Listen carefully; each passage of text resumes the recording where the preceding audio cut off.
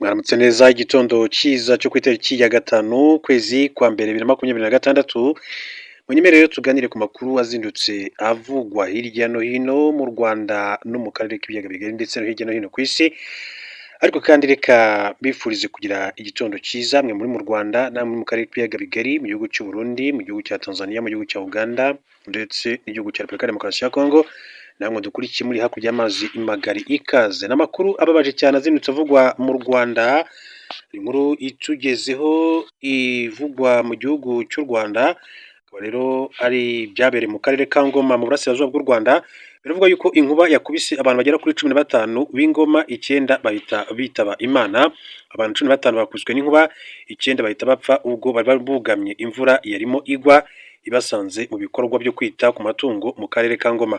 Byabaye ku gicamunsi cyo kuri uyu wa kane Mutarama 2026 mu masaha ya saa 11 n'igice z'umugoroba murenge wa Jarama ku nkengero z'igishanga cy'Akagera hafi y'umupaka w'u Burundi.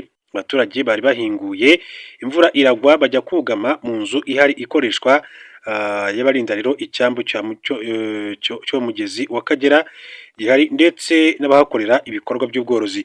Nyuma rero inkuba rero yahise ibakubita, 9 barapfa, 6 barakomereka banagira ihungabana rikomeye. Guverineri w'intara y'Iburasirazuba Prudence Rwigisa yabwiye RBA ko ibi bintu ari ubwa mbere byari bibaye muri aka gace.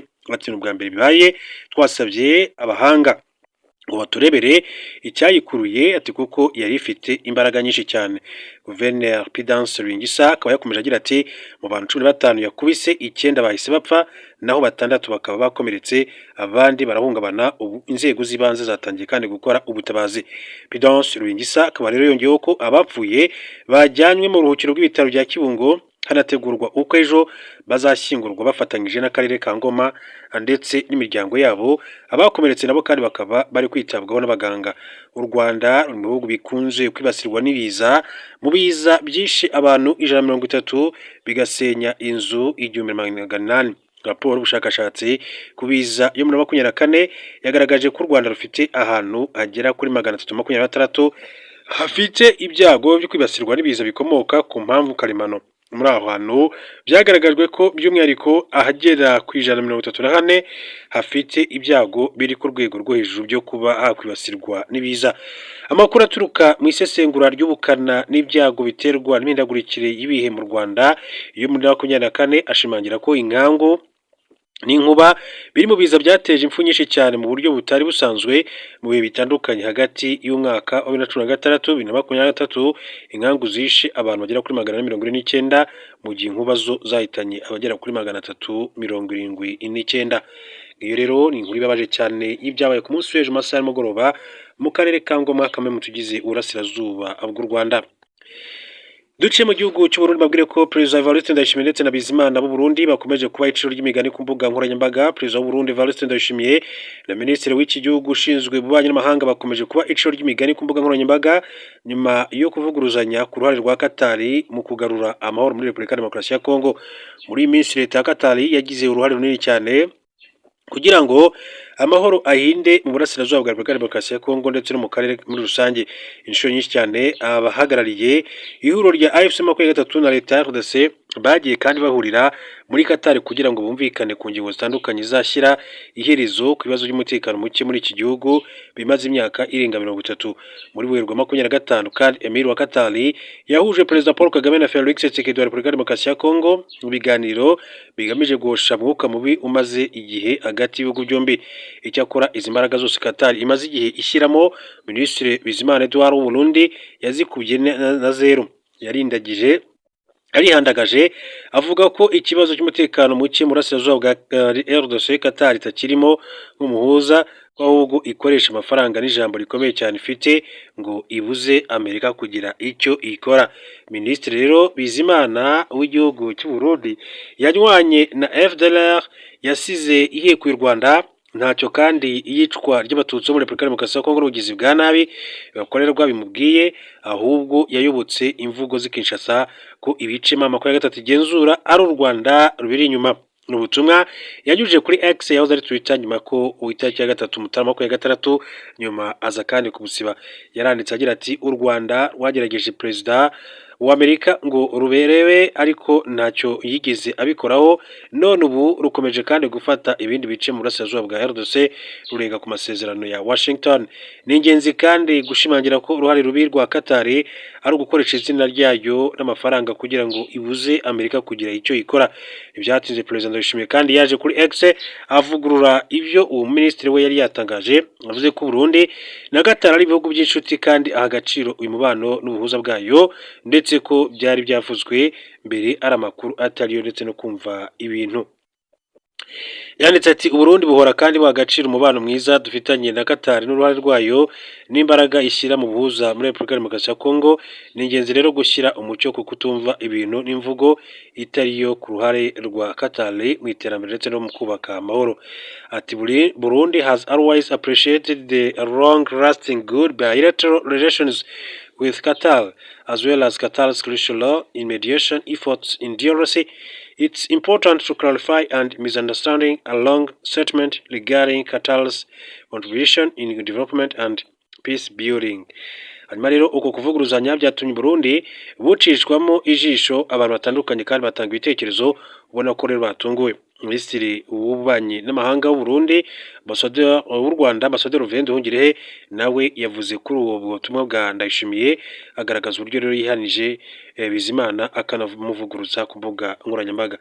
Ati so the president of Burundi reprimands live on social media his own foreign minister who had accused Qatar of playing a negative role in the conflict in Eastern DRC, using its influence and cash to dissuade US from taking action before reaching his post in panic. Rero ari ibyo abantu batandukanye bakomeje kugenda bavugaho. Yanditse agira ati Perezida w'Uburundi kandi yahanije ku mugaragaro minisitiri we w'ubanyamahanga ku mbuga nkoranyambaga washinje Qatar uruhare rubi mu makimbirane n'umurasirazuba bwa RDC. Uretse Nduhungirehe, Noel Kambanda we yagaragaje uburyo Uburundi mu kwezi gutaha ari bwo buzatangira kuyobora umuryango wa Afurika yunze ubumwe. Yibaza niba umuminisitiri nka Bizimana akwiye kuba uyoboye inama minisitiri w'ubanyamahanga ba Afurika mu gihe kandi agaragaza kwigiza nkana ku bibazo by'akarere bene aka kageni. Yakomeje agira ati Bizimana yaba akwiriza inshingano ubwo ntituvuze uburyo yahora arwanya mama kwa gatatu n'uburyo ahora kandi ashyigikiye FDLR. Ati next month Burundi will assume the chairmanship of the African Union. This means that President Evariste Ndayishimiye will formally chair summit and high-level continental meetings of the Assembly of Heads of State and government and essence represent African government nk'uko yagiye bivuga. Hanyuma rero Bizimana washyizwe mu nshingano muri Kanama 2025 n'umwe mu banyapolitiki b'u Burundi kandi batahwemye kwibasira u Rwanda, by'umwihariko akaba mwiza nguni ukomeye cyane uryamye ku mutwe wa FDLR, aho umuyobozi w'u Rwanda avuga ibirebana n'amakimbirane yo mu karere. Dr Bizimana ba ari hafi kugira ngo asubize ashingiye ku by'imvuro bye byiganjemo urwango no gusobanya n'umuryango mpuzamahanga. Bizimana rero umwaka ushize wavuze ko FDLR ari urwitwazo rw'u Rwanda, yirengagije ko ingabo z'iwabo zikorana umunsi ku wundi mu kwica abanyekongo babasanze iwabo, nk'uko amakuru rero akomeza kugenda abishimangira muri rusange. Hanyuma rero tukomeze turebera n'andi makuru atandukanye akomeza kugenda avugwa, andi makuru atandukanye yazindutse avugwa. Reka nkomeze kuri iyi nkuru mbabwire ko umuyobozi w'ikigo gishinzwe umutekano mu by'ikoranabuhanga mu Bubiligi CCB Miguel de Briecker akaba yatangaje ko kubika amakuru yose mu bubiko bwo mu Burayi bidashoboka kuko ibigo by'ikoranabuhanga byo muri Leta Zunze Ubumwe za Amerika ari byo byihariye ibikorwa remezo by'ikoranabuhanga rigezweho, ibyo muri European Union byo byasigaye inyuma. Bitangaje mu kiganiro yagiranye na Financial Times agaragaza ko amategeko mashya y'umuryango umwe w'Uburayi agenga ikoreshwa ry'ikoranabuhanga ry'ubwenge buhangano artificial intelligence ari gukoma mu nkokora ihangwa ry'ibishya ndetse no guca intege abashora imari mu Burayi, nyuma y'uko hashyizweho amategeko rusange agenga ikoreshwa rya artificial intelligence. European Union yese kandi ihura n'ibibazo bikomeye cyane cy'igihugu bigize. Amategeko ya European Union ndetse na kuri artificial intelligence yatangiye kubahirizwa muri Kanama 2025 ashingiye kuri porogaramu z'iri koranabuhanga rigezweho.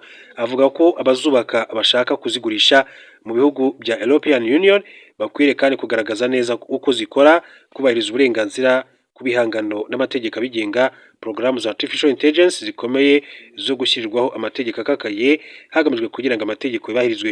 Abaturage n'abashoramari bagaragaje impungenge ko ikiguzi cyo kubahiriza ayo mategeko kiri kudindiza ihangwa ry'ibishya no guca intege ishoramari ku buryo kubika amakuru yose mu Burayi bigoranye. Ni igitutu cyakurikiwe no kunengwa gukomeye kwa Leta Zunze Ubumwe za Amerika ndetse n'ibigo bikomeye cyane by'ikoranabuhanga byo muri Amerika byavuze ko ayo mategeko ari ukubangamira ibigo by'Amerika mu buryo budakwiye. Debrikel ati twabuze uburyo bwose bwo kubika amakuru ku ikoranabuhanga, twatakaje internet, ndamutse nshaka amakuru 100% muri European Union byasaba bisa nko kurota. Debrical yatangaje ko European Union ishobora kandi gusigara inyuma mu ikoranabuhanga mu gihe yakomeza kwishingikiriza ku bigo byo muri Amerika. Asaba ko European Union yashyigikira imishinga y'abikorera mu kwibakira ububiko bw'amakuru yo kuri internet.